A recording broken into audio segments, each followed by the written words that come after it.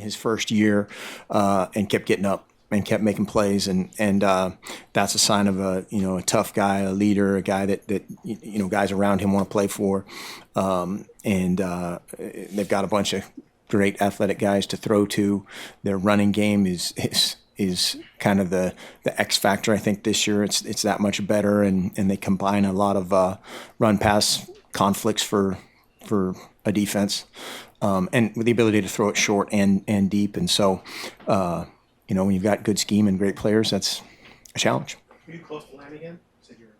No, I think he was, as I recall, I think there were some family connections at Cal. I think his dad and his mom maybe both went to Cal. And, I think the first day I went there to recruit him, he was wearing a big Cal sweatshirt and a Cal something else. So it's never a good sign.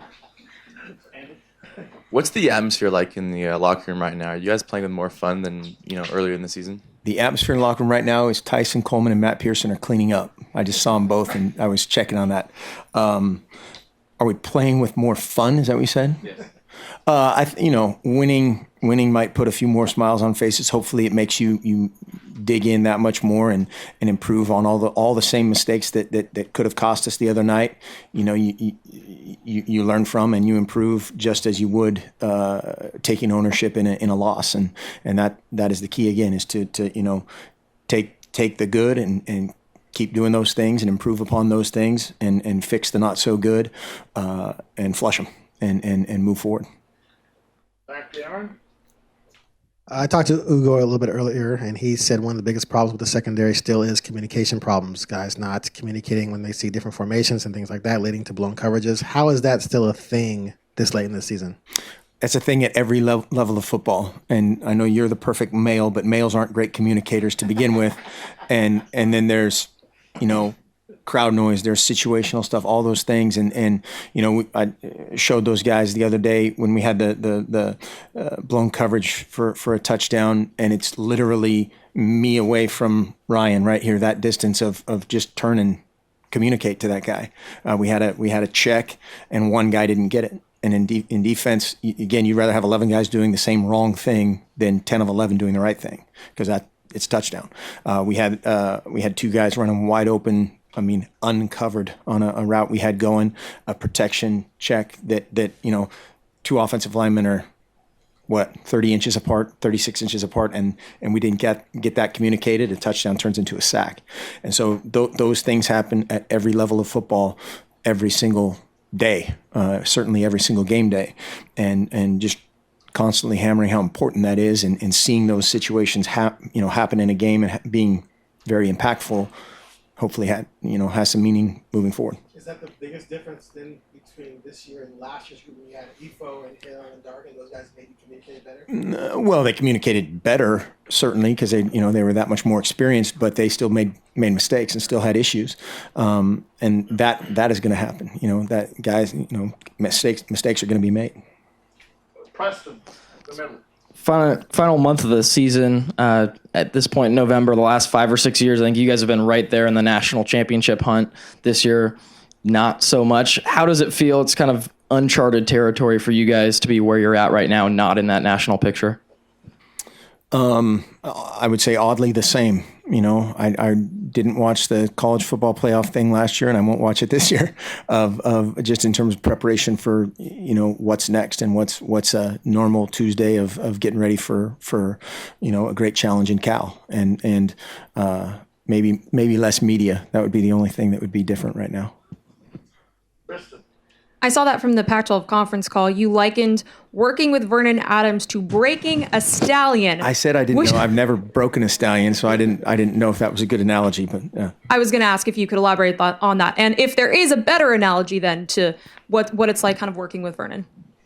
It's great. I don't know. Obviously, I'm not smart enough to put together that analogy, but he's got that element of playground, of great feel, of just playmaking instincts, and you don't want to take that away. You don't want to run trap and dive and not let the guy do what he does.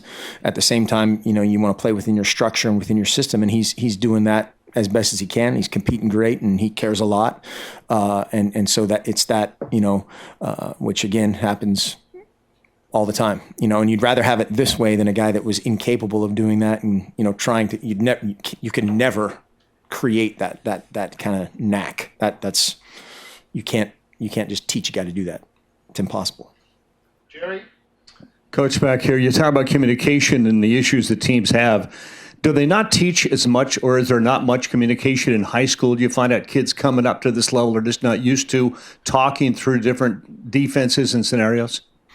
I think that's highly variable, just based on the individual, based on the defense they played in high school, how much they were asked to do or not do. And then, a lot of it is guys just, again, that they're not just accustomed to talking a lot and communicating a lot. We do a ton that's nonverbal because we can't hear in our stadium. So, again, we always talk about seeing the guy see you, see him, see you communicate. And if we do that, we're in great shape. If everybody's on the same page, we're in great shape. If we don't, not so much. And the natural tendency, again, for the average person is when things aren't great. It's, you go tunnel vision and you go phone booth, and you can't do that either. You have to work together. You have to play together. And that's, again, an ongoing thing every single year. Andrew Greif, to your left.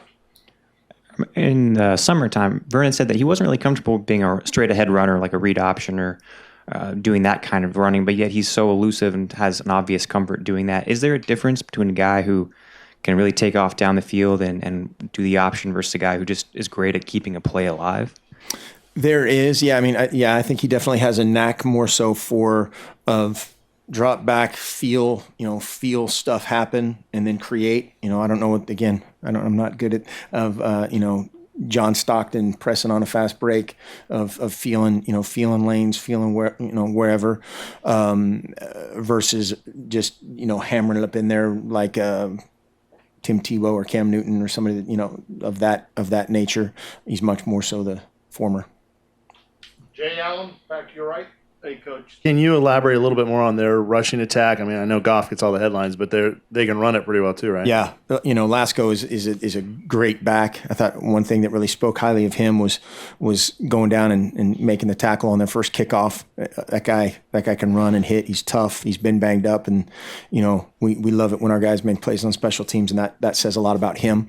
And then they do a great job of just they run a run play similar to some of the things that we do. They throw the ball downfield a lot more than we do, which is that much more difficult. Of if you're a backside linebacker that has a run fit, and you're in the A gap and your zone is 8 yards downfield to the field, that's impossible to defend. And so they do a great job of mixing that up. Questions? Oh, Brian, you're right. What does your shirt say? Oh, it's Memorial Hockey. Sorry. Okay. Marcus is kind of having a tough rookie season in terms of the Titans' record and an injury, and now Ken Wisenhunt being fired. Have you had a chance to talk to him at all this season and see how he's doing? We've talked a couple times and then text messaged a little bit, and I texted him this morning after I heard about that. I know that he liked Coach Wisenhunt a lot, and they were making, having a relationship and building towards something. Again, unfortunate reality of the profession right now. Any other questions? Kristen? We live in Oregon. It's supposed to rain on Saturday, but what do you remember of the monsoon from the Cal game 2 years ago? It's perfect conditions. No, I think I said that night it was like playing in a dishwasher or a washing machine. I've never seen it rain like that ever. And I've lived in this state for most of my life, and that was bizarre. But we always joke that the weather's 100% chance of perfect. So whatever it is, it'll be great. Andrew Greif? Byron made the trip to Arizona State, obviously on the scooter still. Are there plans at all to try to get a medical red shirt for him, keep him around another year? That's ongoing. Nothing has been, to my knowledge, decided one way or the other, and it's kind of one of those things. I think that there's just ongoing discussions and debate. Any other questions? Thanks. All right, thanks.